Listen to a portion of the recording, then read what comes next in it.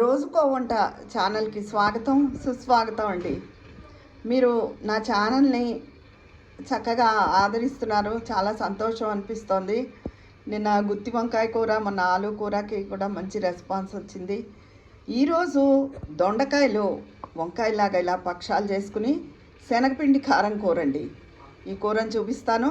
ఇది ముందుగా కుక్కర్లో పెట్టేసుకుని ఒక గ్లాసు నీళ్ళు, అర గ్లాసు నీళ్లు పోసుకుని 3 విజిల్స్ రానివ్వాలి.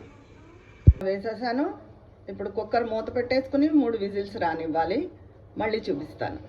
దొండకాయ ఉడికిపోయిందండి. ఇలా బౌల్లోకి తీసుకున్నాను. వేరే ప్యాన్ పెట్టుకుని ఆయిల్ వేసుకోవాలి. ఆయిల్ వేసుకున్నాను. ఇప్పుడు దొండకాయలు ఇందులో వేసేసుకోవాలి. 1 స్పూన్ శనగపిండి, 1 స్పూన్ ఎర్రకారం, 1 అర స్పూన్ జీలకర్ర కలిపేసుకోవాలండి.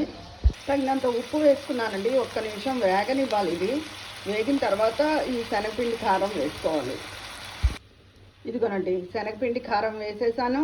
కూర రెడీ అయిపోయింది. ఆ కాయ రంగు కూడా మారలేదు, చూసారా? చక్కగా కూర చాలా బాగుంటుంది. ఎవరైనా వచ్చినా చేయడానికి బాగుంటుంది. వంకాయే కాకుండా ఇది కూడా ఇలాగా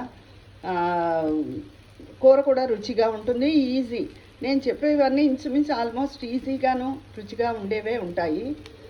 చూడండి, రోజుకో వంటలో ఈరోజు నేను చూపించిన కర్రీ దొండకాయ కాయపళంగా శనగపిండి కారం కూర. నా ఛానల్ నచ్చితే సబ్స్క్రైబ్ చేసుకోండి, షేర్ చేయండి, లైక్ చేయండి, కామెంట్ చేయండి. ఉంటాను, మీ విజయాపర్ణాల.